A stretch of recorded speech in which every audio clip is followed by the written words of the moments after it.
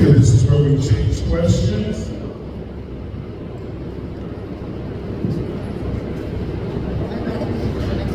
Oh no, I have it in my head. Good try though. No, I'm saying no, let's see. Yes.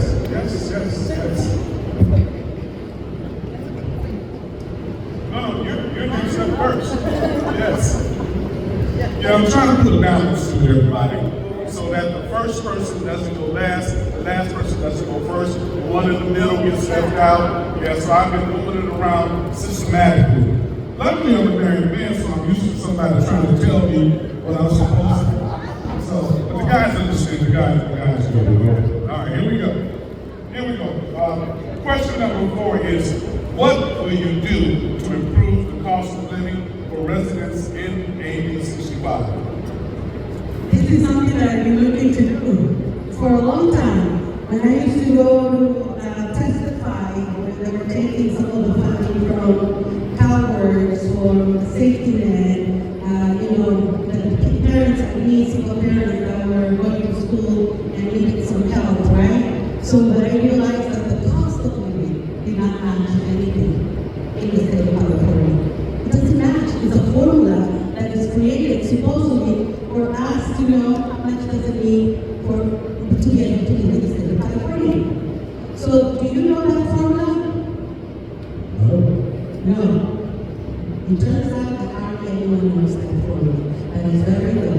The cost of living basically is used. It's a formula that dictates how much you will actually spend in your housing.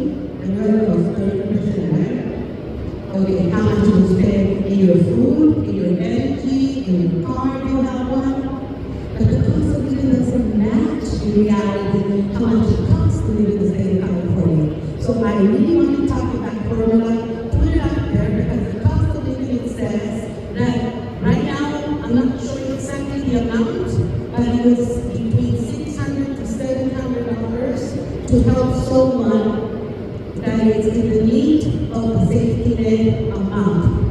That's very little compared to what we really need. It doesn't match our salary, our wages, the minimum wages.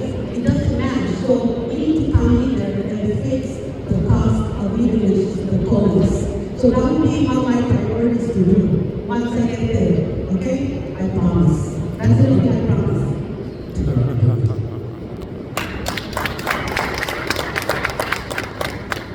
So we will start with fighting against price gouging, build more affordable housing, and lower the cost of things.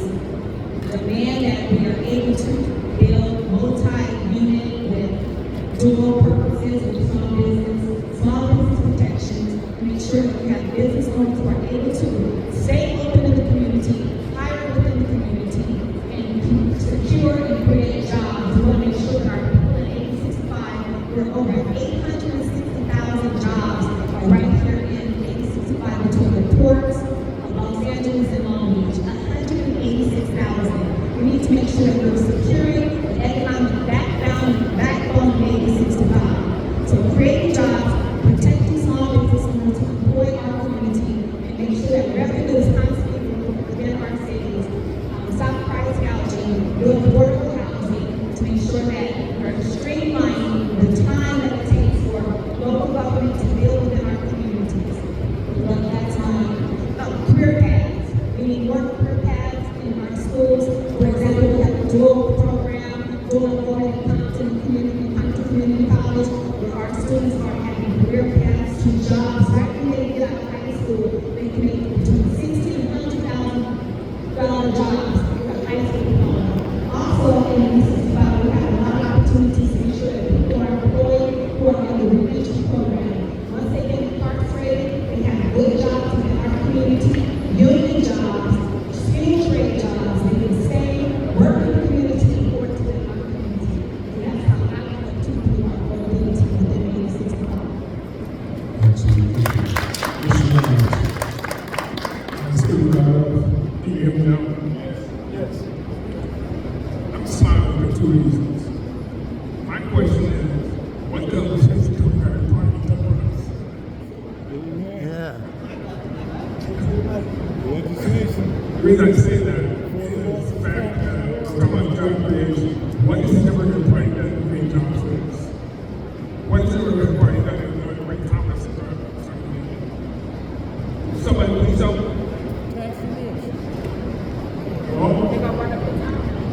Now, the reason I say that is the fact that when you look at what's facing happening in our community, we're not producing jobs. Companies are leaving. A company recently left cars to go to Torrance. It was a drone company. We're talking about a new economy. We're talking about how to take advantage of the present opportunity before us. One reason I keep talking about Bill 66, that is the last piece of land in Southern California community development. The discussion is it manufacturing or is it warehouses? I would say manufacturing. That's jobs. A warehouse produces what? Minimum wage? That's good. Education.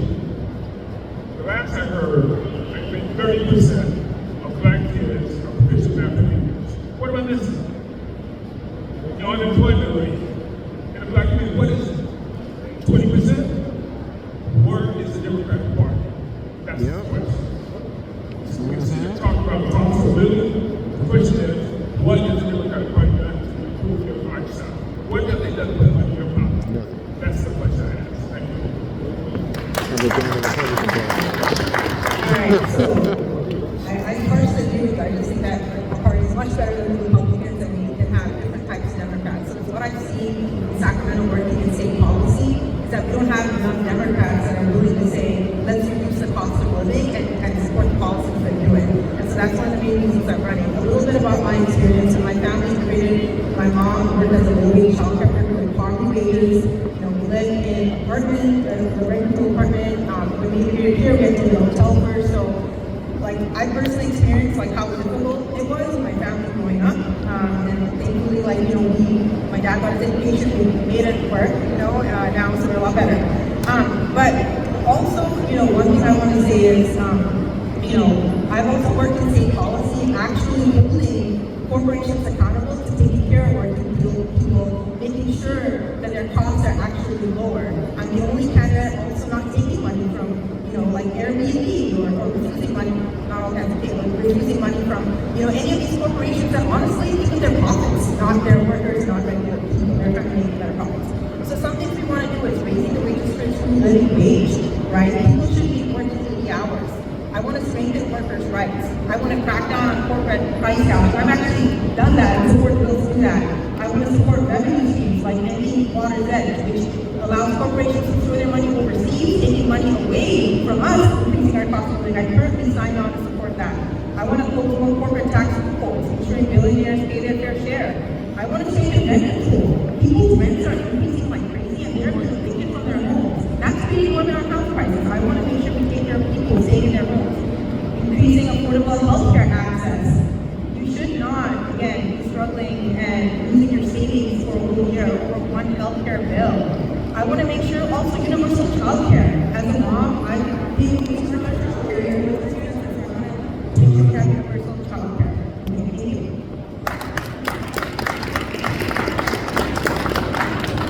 Again, when you speak about language, how is it that you make sure your employees eat at the table? Period. You cap for 2 years all the increases. Your strongest at your weakest link. Cap the growth, allow your weakest link to move forward, which means give people a piece of the pie. If you own the business, give them some incentive in the business. Bonus them when they do something nice. There are all these grants out here to help small businesses do things. Open these grants up so we can give people jobs. The way you increase or decrease the cost of living is to increase the money and stop the stuff from moving forward. You cap it initially. It's a conversation you can have with a businessman. You don't have to have that simple. You can't just run it in and put a bill on you and you stop. You allow people to move forward by slowing down the process. And if you're confused, then COVID do that to you. And some point we all in the same basket. Stop the increase, allow the movement to come up, put the money into the guys out there with the business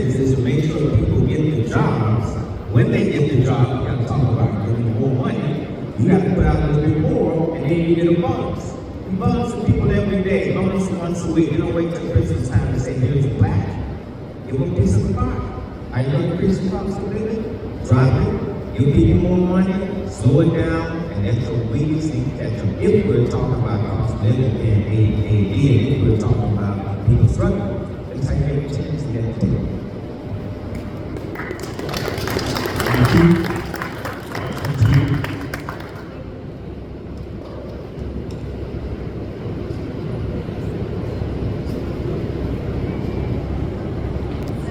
We're talking about the cost of living, we're talking about affordability.